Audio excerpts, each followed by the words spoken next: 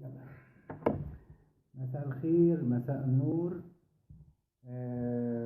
مباشر الآن مع فنانة شابة، أكيد هي بتعجبكم ومن أحسن الأصوات اللي خرجت من برنامج أرب أيدول. فنانة أكيد هي أنتم بتحبوها، إيناس عز الدين. حاب تسمع أول حاجة تسمعوها هي تغني لكم الوردة. يلا تفضلي إيناس. حنين حنين حنين، أنا دايبة فيك حنين، أنا دايبة فيك حنين، والغربة توهتني. الله الله. لكن ما غربتني عنك طول السنين. شايلك فين يا عيني يا عيني، واللي بينك وبيني أشواق كل الأحبة وحنين المحرومين. يا عين شايلك فين عيني يا إيناس عز الدين نجمة برنامج أرب أيدول بينك من مصر معكم، وبيني من أروع الأصوات اللي تغني الوردة أكيد. وحنين المحرومين. يا عين حنين المحرومين، هي أنا من الحنين. حيصير هناك هجوم بعد شوي. يشرف. يلا. أكيد أنك تحبي تكوني تروحي للجزائر. لما تروحي للجزائر مش تسمعي على الجزائر مثلا، رحتي الحفلة في الجزائر وطلبوا عليك تغني جزائري، وش حتغني؟ أغانيكم صعبة جدا من كتر ما هي حلوة وصعبة، بس أنا نفسي أروح الجزائر. يعني حلم حياتي كده أروح الجزائر وألتقي بشعب الجزائر. أنا بحب الشعب ده جدا، بحسه شبهنا، شبهنا جدا، شبه الشعب المصري جدا في تفاصيله، في بساطته، في ترحابه، طريقته في الترحاب.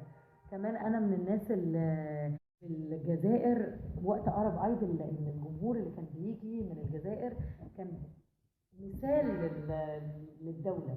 خليك تحبي الجزائر. كثير من الناس اللي خلاني نحبوا أكثر الجزائر هي صوت وردة. صوت وردة خلاني أحب الدنيا، مش الجزائر بس. يعني وكمان يعني وردة أنا بالنسبة لي مش بس جزائرية، هي مصرية. يعني هي جزائرية الأصل، مصرية الروح، لبنانية الطباع. هي كانت بتمثل كل دولة. أنا صوت وردة بيخليني أحب الحياة. غنيت كل أغاني وردة. في أغنية غنتها للجزائر تقول من بعيد. سمعتها بس مش حافظاها ولا لا. أغنية رائعة جدا وحبوها يا الجزائريين. أنا كنت من الناس، في ناس كتير كانوا فاكرين في أغنية اسمها بنلف نلف.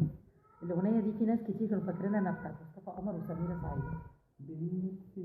مفيش حد، ناس كتير قوي ما يعرفوش إن أول حد غناها كانت وردة، وهم غنوها بعد صوت وردة.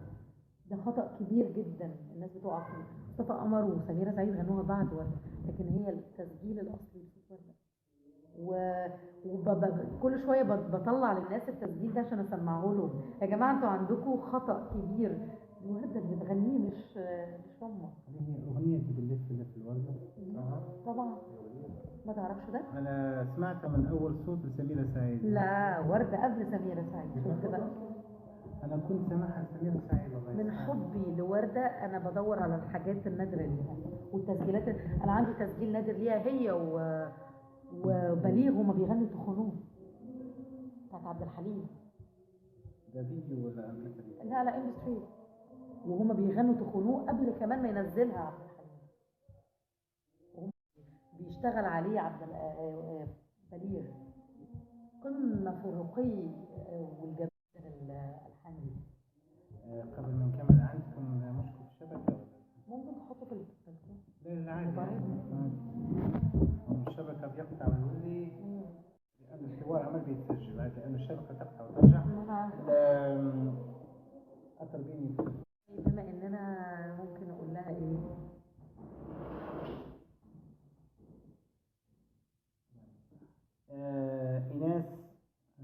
حتى اللي حضروا الفيديو بعد شوي، لانه النت راهو يقطع بزاف.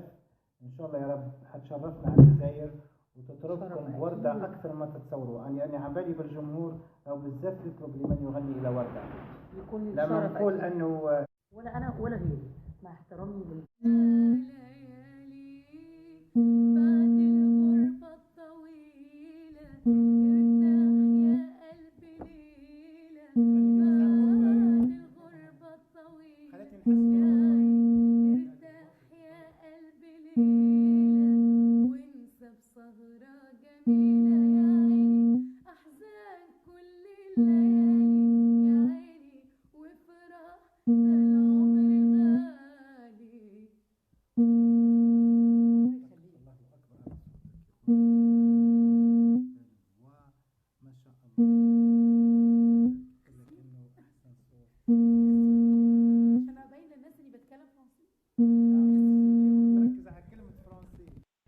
خلينا نقول غني فرنسي. اوعى تتكلم لا لا لا لا اوعى تتكلم فرنسي. خلينا نقول غني فرنسي. هقول لهم كلمة واحدة بس.